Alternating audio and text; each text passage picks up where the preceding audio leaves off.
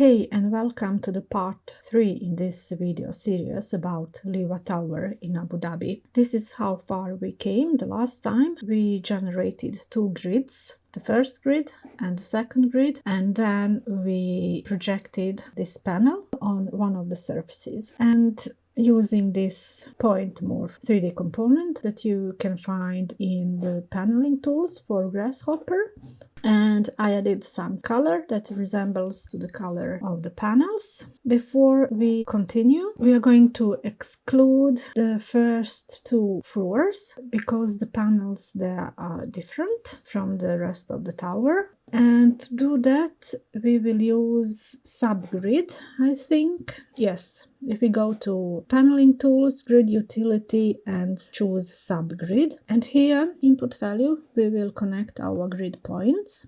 Let me see more of the tower. And for x0, this is minimal value for x. And here I will have, let's start with 0. Let's see what happens when we connect different values to these x0, y0, x1 and y1 inputs. Let's copy this component 4 times because we have 4 input values, and x0 is going to be 0 and x1 max value for x is going to be 5. And for y0, let's have 0 as well. And for y1, we can have 18. And I will explain why. And now you see, these are my points, but I excluded the points at the upper part of the tower. I want to exclude the points at the lower part of the tower. So max y value is going to be 20.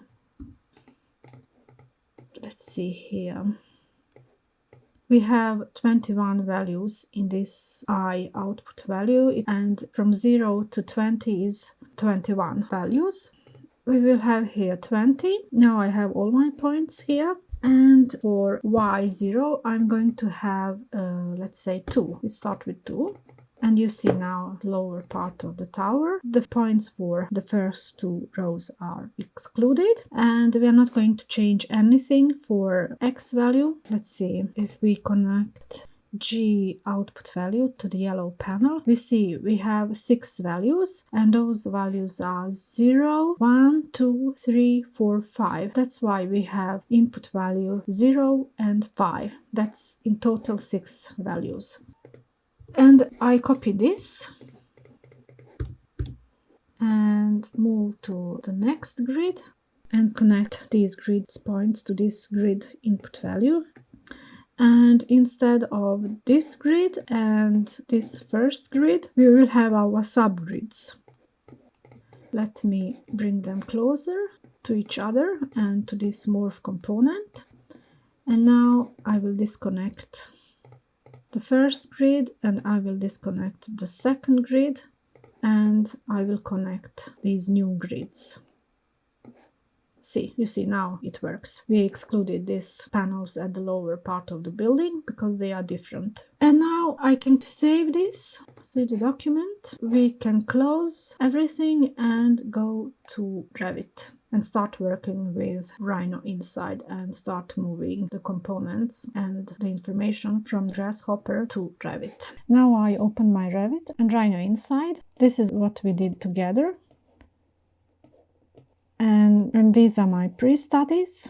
I will erase everything, so we will do all this together. But before we continue, I will explain what we will do. Basically, we will move the information about levels from Grasshopper to Revit. Here are my levels, and this is the information from Grasshopper that I moved to Revit with help of level component. You can find this component under Revit menu and model, and here you have add level component. We will do that together. We will start at this level at the bottom. Let me go to the 3D view as well. We will start at this level and then we will add the rest of the levels. And then we will also move the panels, and that's the level of detailing we are going to have. That's the level of detailing that you can see in this BIM model from Cas Osterhaus. And then we will also move the information about the floors from Grasshopper to Revit. And as for the information about the floors, there are some issues here, you see. We will solve this together. I will explain how. Let's get started. I will erase all my pre-studies. Okay. And the levels, erase them as well. Okay.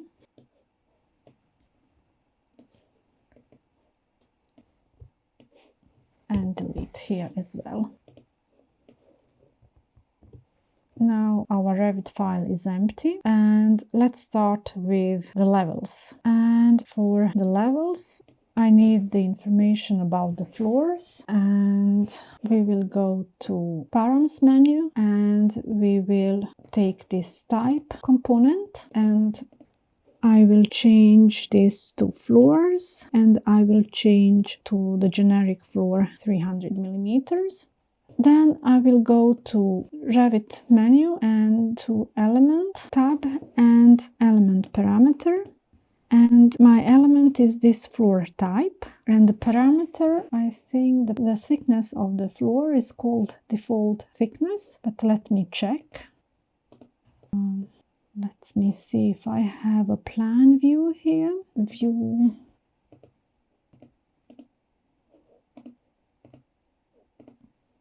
Let's see, generic 300 millimeters, edit type, and yes, the parameter is called default thickness. And I will go to, first I have to cancel this operation.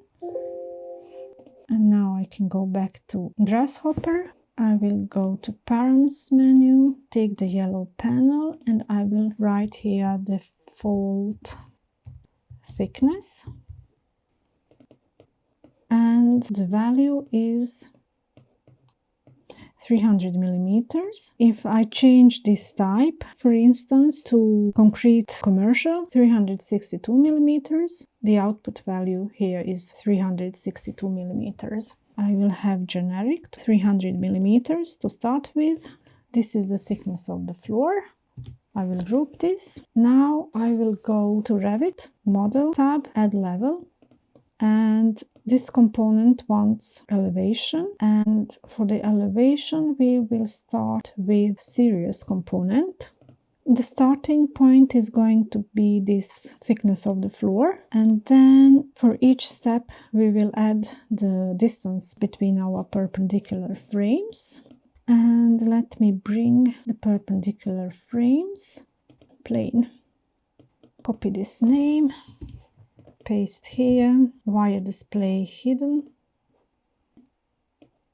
and bring it to this side of the canvas. And we have 21 frames. I want to find out the distance between the frames, and I will go to Set menu, List Item, twice, and the index value is going to be 0 and 1.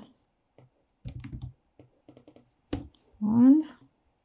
And the distance is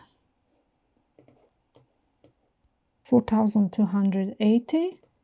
It means that we start at the bottom level and we will move each elevation with 4280 millimeters. And the number is going to be the length of the list or the number of our planes.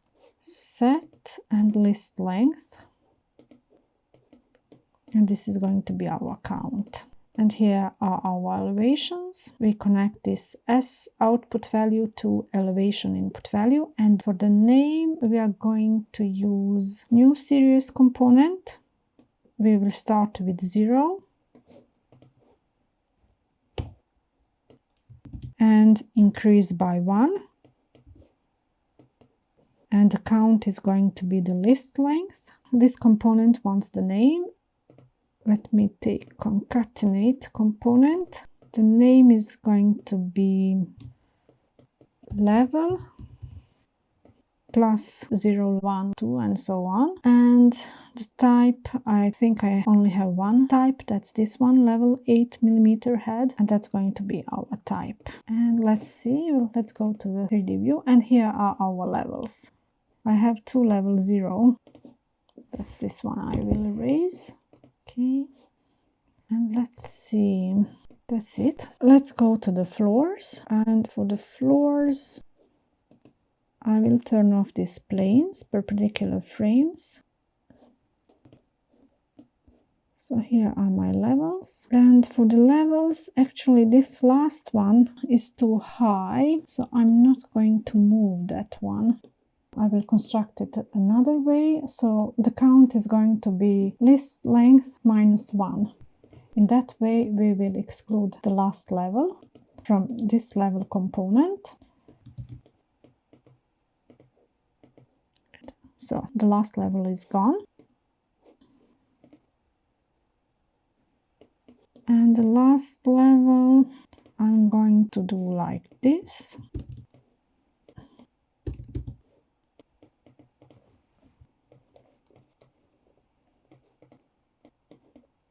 This is my last plane. This is supposed to be my last plane, 21. But it looks it's the first one. And why is that?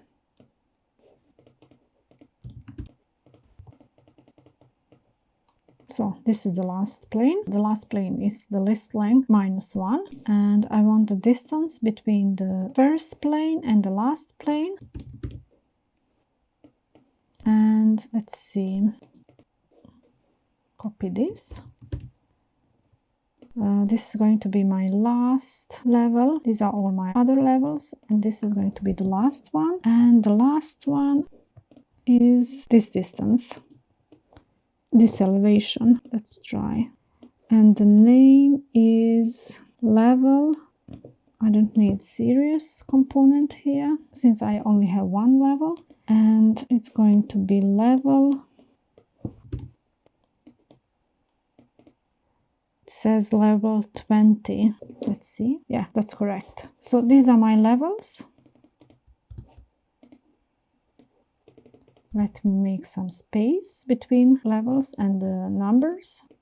So these are my levels, and let's go and generate the floors. And for the floors we go to Revit menu and architecture tab and add floor component, and the floor component wants a boundary, type and level, but in our case it will be enough with base and a type. And for the base we need the intersection between the surfaces and the planes, and the planes I'm going to place here. Let's see, vectors, construct the plane, copy this, and the last plane. So basically I am placing the planes at the levels, and I'm going to use them to find the intersection line between the surfaces and these planes. And for the surfaces, I have my surfaces here.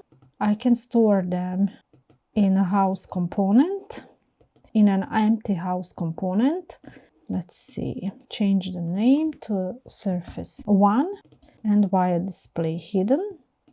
Copy this, connect the next surface, change the name to 2, copy this, the next surface, change the name, and so on. 4, 5, 6, 7, and 8. Group them and move to the other side of the canvas. Let me organize this a little bit.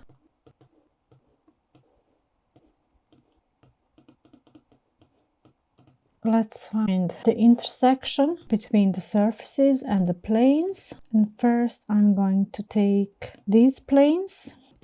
Let me read the information. Let's see, plane is here and surface is here. And let's see how many curves I have. I have from 0 to 19. That's okay. I can turn these planes off.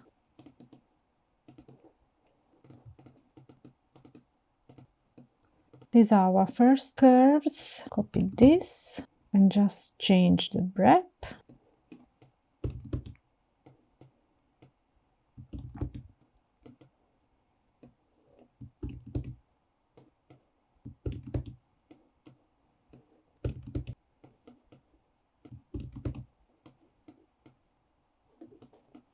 And let me join the curves. Go to curve menu and join curves. Hold down the shift. Actually, I need to offset these curves first. Here is the offset. Actually, I will join them first and then offset. Join curves. Hold down the shift.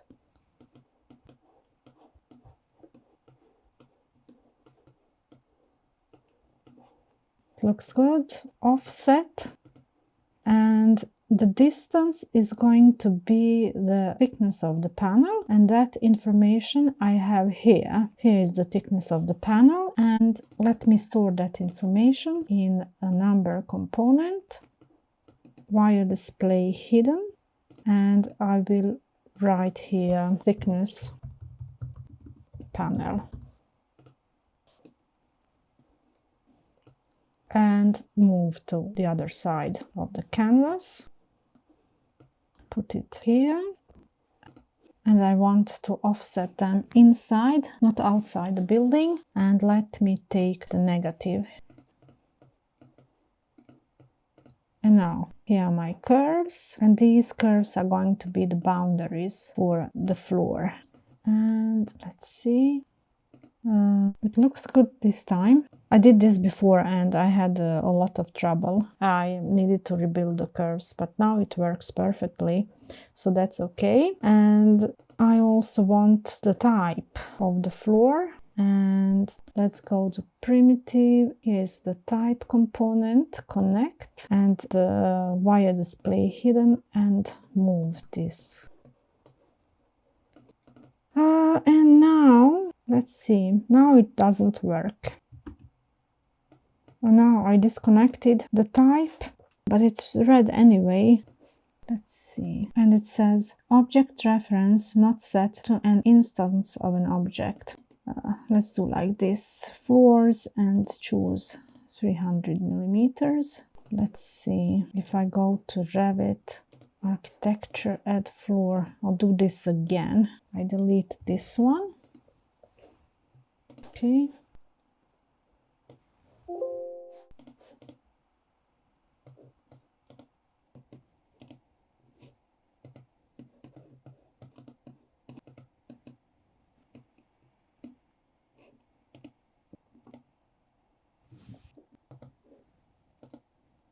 Basically, we could change it manually. The only thing we need is the boundary from Grasshopper. Let's see.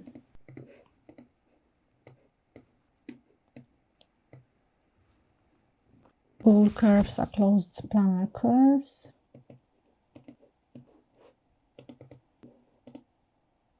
It shouldn't be the problem. We can just select one floor, select all instances, visible in view, and change to correct floor family. So that's what we are going to do for now. And let's move the last floor. That's this one. And I will copy all of these intersections. And instead of these planes here, I will connect this last plane. I start from the beginning.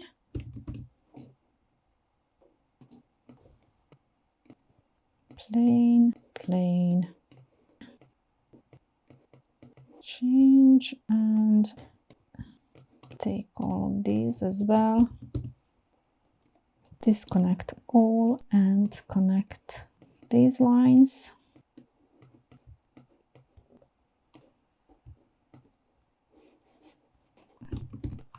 And the floor component,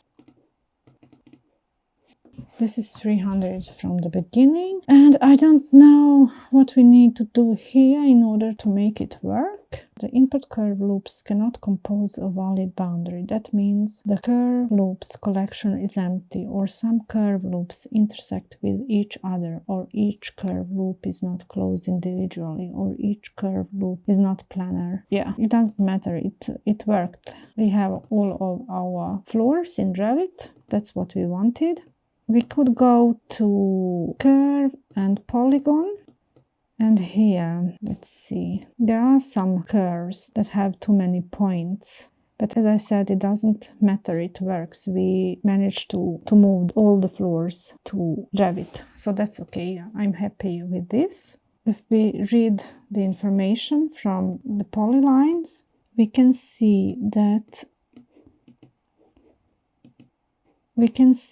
for instance, that some curves consist of 36 lines, some curves consist of 24 lines, some consist of 24 lines. Most of the curves consist of 24 lines, but there are some that consist of 30. Here we have 30 lines in one curve, and so on. It might be that is the problem, but as I said, we managed to move the floors correctly, and that's okay. Before we finish, I will show you how to move the panels. We will move the panels using adaptive component. And for the adaptive, I already made my family, adaptive family. And for the adaptive family, I need points.